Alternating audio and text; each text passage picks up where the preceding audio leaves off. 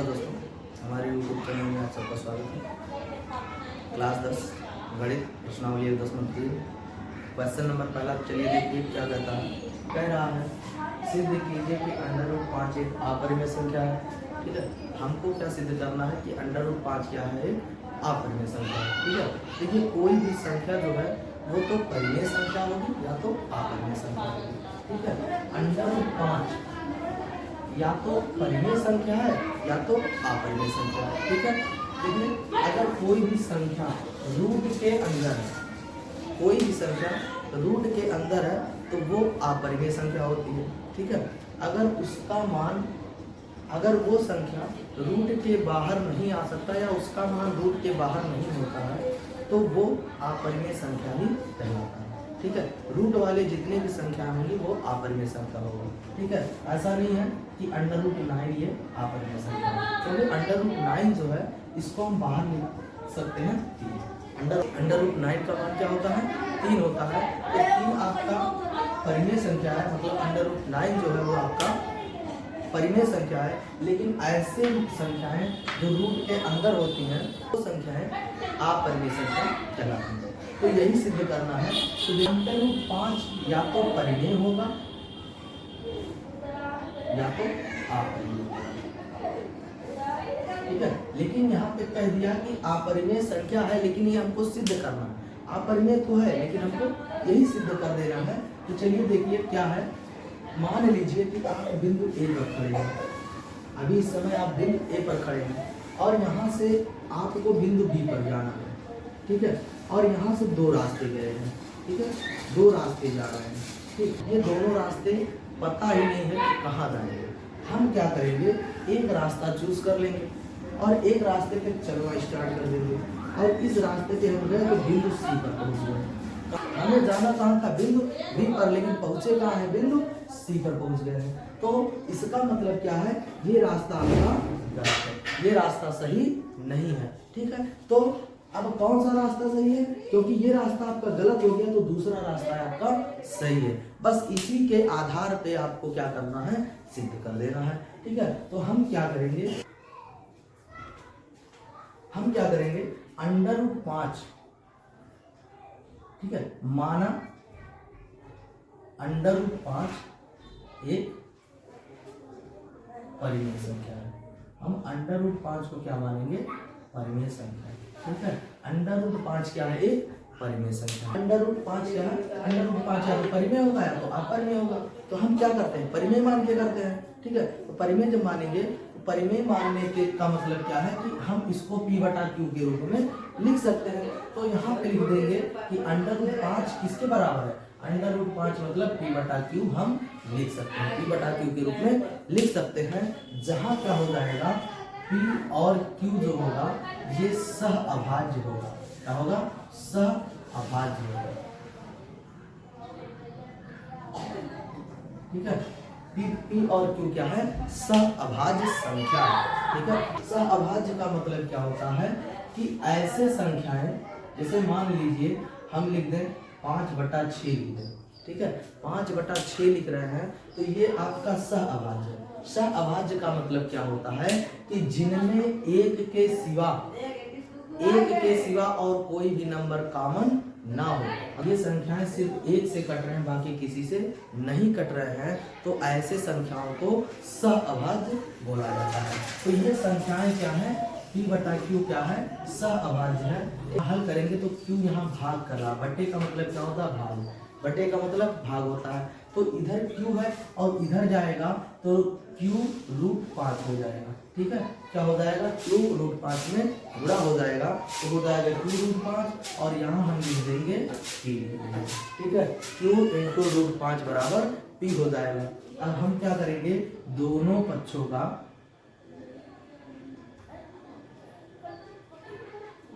वर्ग करेंगे। ठीक है, दोनों पक्षों का वर्ग करेंगे। ठीक है, दोनों पक्षों का वर्ग करने पर, तो जब दोनों पक्षों का वर्ग करेंगे Q √5 इसका वर्ग करेंगे और इधर हो जाएगा P²। ठीक है, Q √5 और P दोनों का वर्ग करेंगे तो यहाँ हो जाएगा Q² और √² दोनों खत्म हो जाएगा, वर्ग से वर्गमूल खत्म हो जाएगा। रूट क्या है? वर्गमूल, और उसके ऊपर वर्ग लगा हुआ है तो वर्ग से वर्गमूल खत्म हो जाएगा, मतलब रूट से उसका स्क्वायर खत्म हो जाएगा। तो इस तरह यहाँ क्या बचेगा? यहाँ सिर्फ बचेगा 5 बचेगा, और इधर हो जाएगा पी स्क्वायर। क्या हो जाएगा? पी स्क्वायर हो जाएगा। क्या हो गया? पी स्क्वायर बराबर 5 इंटू क्यू स्क्वायर। ठीक है, क्या हो गया? पी स्क्वायर बराबर 5 इंटू क्यू स्क्वायर। ठीक है, तो यहाँ देखिए पी स्क्वायर के बराबर क्या हो गया? 5 इंटू क्यू स्क्वायर हो गया। तो देखिए कहने का मतलब क्या है कि पी स्क्वायर का जो मान है वो 5 क्यू स्क्वायर के बराबर है। पी स्क्वायर का मान जो है, पी स्क्वायर का मान 5 इंटू क्यू स्क्वायर के बराबर है। तो कहने का मतलब है कि 5 से पी स्क्वायर विभाजित है। 5 से क्या है? पी स्क्वायर विभाजित है। कैसे विभाजित है? देखिए पी स्क्वायर का गुणनखंड क्या है? 5 इंटू क्यू स्क्वायर है। ठीक है, जैसे मान लेते हैं कि हम 21 कर देते हैं, ठीक है, और 21 के गुणनखंड क्या होंगे? 3 इंटू 7 होंगे। ठीक है, क्या होंगे? 3 इंटू 7 होंगे। अब अगर कह रहा है कि क्या ये 3 से विभाजित है या नहीं है, ठीक है, ये 3 से विभाजित है या नहीं है, तो इस संख्या को 3 से विभाजित करने का मतलब क्या है?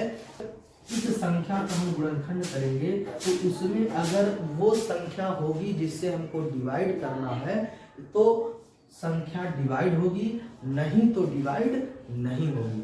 मतलब क्या है?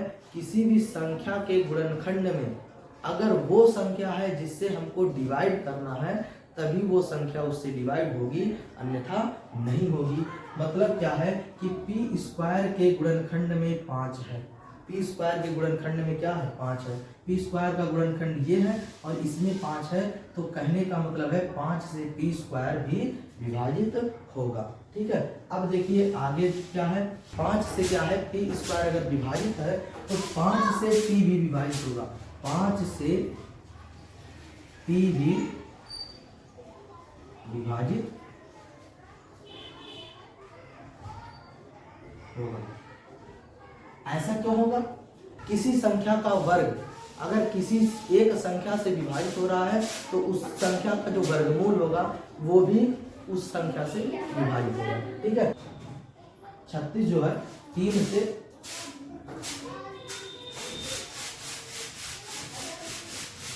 विभाजित है।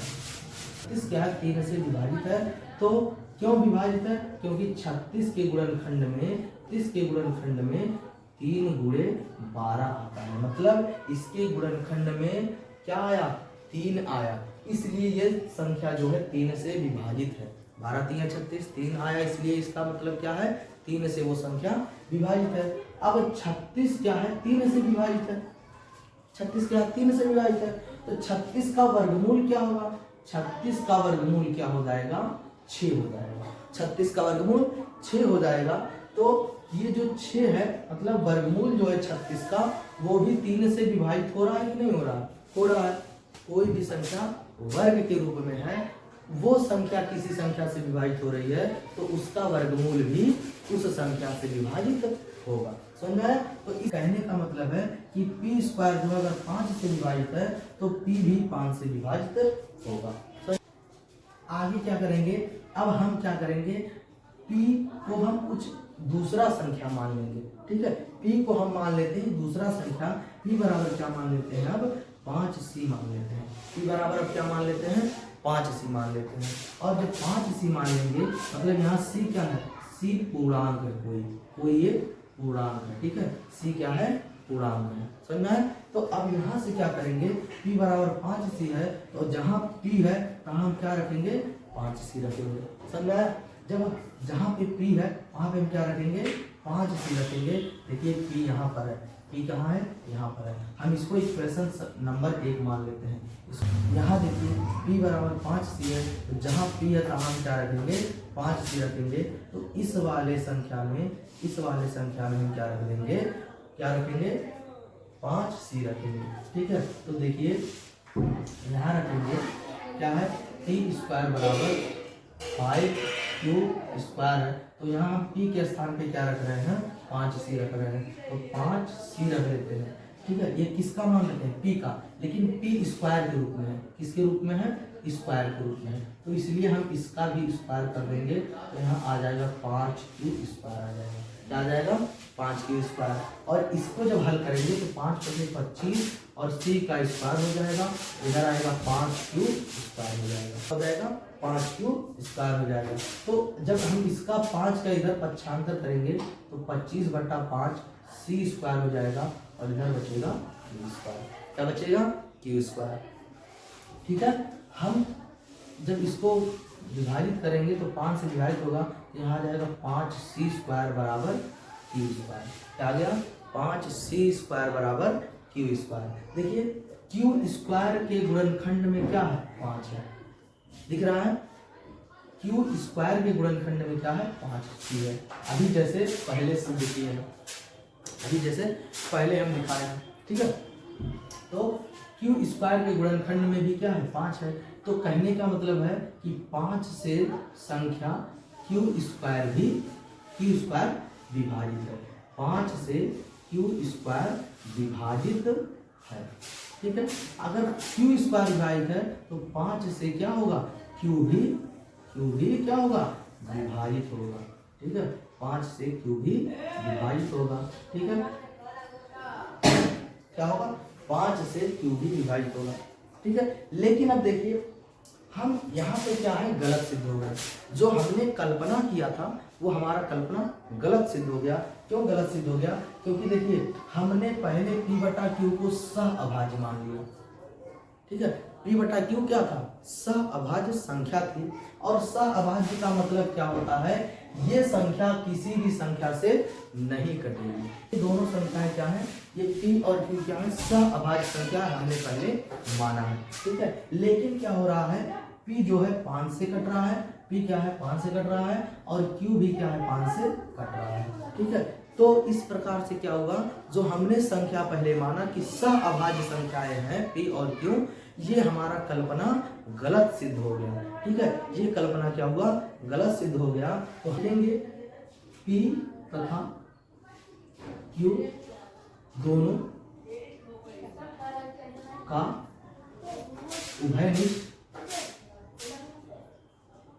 उभयनिष्ठ मतलब कॉमन गुणनखंड 5 है। क्या है, दोनों का उभयनिष्ठ गुणनखंड क्या है, 5 है। मतलब ये सहअभाज्य संख्या नहीं है। ठीक है, क्यों, क्योंकि ये दोनों 5 से कट रहे हैं, और हमने पहले क्या माना है, पहले ये माना है कि ये सहअभाज्य संख्या है। मतलब हम जिस रूट पे चल रहे थे, जिस रास्ते पर चल रहे थे, वो रास्ता हमारा गलत सिद्ध हो गया। तो इसी प्रकार से जब हम जिस रास्ते पे चल रहे थे वो रास्ता गलत हो गया, तो इसके विपरीत जो दूसरा रास्ता है वो रास्ता क्या हो जाएगा, सही हो जाएगा। क्या होगा, ये जो कल्पना हमने किया है ये गलत हमने कल्पना किया है। ठीक है, यह विरोधाभास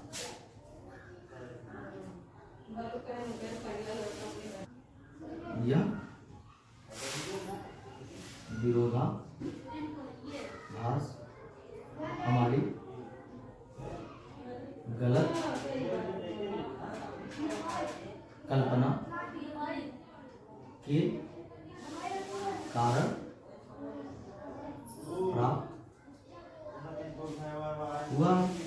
ठीक है, यह विरोधाभास कैसा प्राप्त हुआ है, यह विरोधाभास हमने गलत कल्पना किया था, इसलिए ये हमको गलत त्रुटि मिल रहा है, गलत परिकल्पना मिल रहा है। ठीक है, हमने कल्पना गलत किया था, इसलिए क्या हुआ, ये विरोधाभास हमको प्राप्त हो रहा है। ठीक है, तो जब ये गलत सिद्ध हो गया, मतलब हमने सहअभाज्य माना था, लेकिन वो सहअभाज्य ना होकर के भाज्य हो गया, दोनों 5 से कट रहा, दोनों का उभयनिष्ठ जो गुणनखंड है वो 5 निकल रहा है। इसका मतलब हमने कल्पना गलत किया था, हमने जो कल्पना किया है वो गलत है। इसका मतलब वो परिमेय संख्या ना होकर के अपरिमेय संख्या है। समझ में? तो हमने क्या किया, हमने कल्पना किया सहअभाज्य का, लेकिन सहअभाज्य वो संख्या ना निकल करके वो संख्या, दोनों संख्याएं जो हैं 5 से विभाजित है, 5 उनका उभयनिष्ठ गुणनखंड है, इसलिए हम कहेंगे ये जो संख्या है √5 वो अपरिमेय संख्या है, क्योंकि हमारी कल्पना क्या हुई, गलत सिद्ध हो गए। ठीक है, अतः √5 एक अपरिमेय संख्या है। ठीक है, समझ आया? चलिए, अगर ये वीडियो पसंद आया हो तो चैनल को सब्सक्राइब करिएगा, बेल आइकन को जरूर दबाइएगा ताकि आगे के वीडियो आपको समय पर मिलते रहें। नमस्कार।